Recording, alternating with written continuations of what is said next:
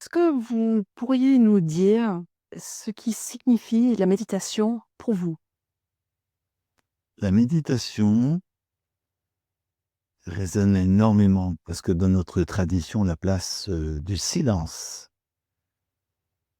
est fondamentale et je fais pas mal de formations d'ailleurs en tant que rabbin et aumônier dans les hôpitaux et auprès même des ambulanciers, des soignants, des médecins, des accompagnateurs, sur l'importance du silence dans la présence à l'autre, dans la présence aux patients, la présence aux malades.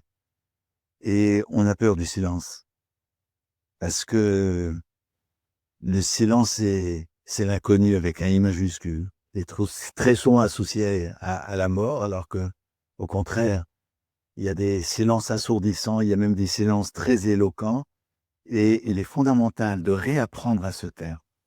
Très souvent, j'ai même d'ailleurs, pour malheureusement, de par mon métier, procéder à beaucoup d'ensevelissements, envie de mettre sur le fronton des cimetières «Maison du silence».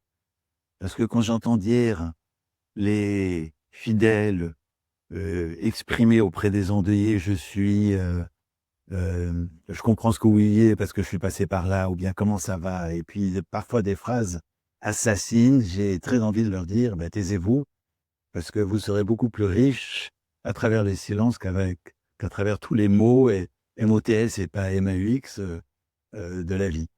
Et la méditation, c'est cela. La méditation, c'est cette introspection, ce retour à soi qui est fondamental. Et qui est pas le regard sur soi, mais plutôt cette introspection, ce cheminement intérieur et ne pas avoir peur justement de ce silence, ne pas avoir peur, de l'inconnu qui peut, apporter des cadeaux, et qui peut aussi nous enrichir et nous nourrir intérieurement. Il y a 2 valeurs cardinales qui traversent, tout l'Ancien Testament et même le Nouveau Testament. Ce sont ces valeurs d'humilité et de solidarité, d'unité.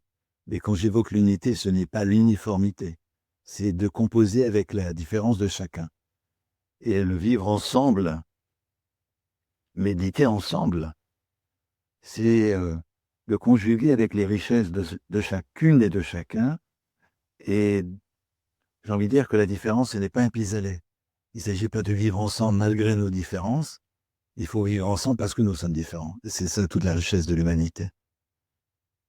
Quels sont les bienfaits, éventuellement, de la méditation selon vous?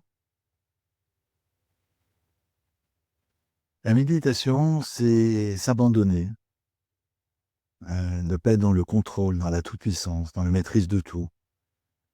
C'est quand j'évoque l'humilité, c'est ce combat-là, de vouloir tout maîtriser et c'est le rapport à la toute-puissance, c'est une maladie, masculine plutôt que féminine, mais de vouloir tout contrôler, de tout maîtriser, c'est très difficile et c'est très difficile de faire preuve d'humilité et de dire: «Je ne maîtrise pas tout, je passe le relais». Quand on est accompagnateur dans les soins et ailleurs, c'est mon rôle en tant que rabbin et sur le plan également social et communautaire, c'est de pouvoir passer le relais et de dire: «Voilà, faisons preuve d'humilité, je ne suis pas tout puissant, je fais le maximum et je passe le relais».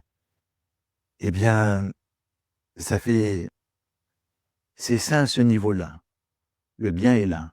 Le bien, c'est se lâcher prise, d'accepter qu'on ne maîtrise pas tout et de laisser venir. Et ce silence pour moi est est primordial parce qu'il m'enrichit de tout ce qui me traverse l'esprit et de faire, justement cet abandon et ce lâcher prise, qui est pour moi essentiel.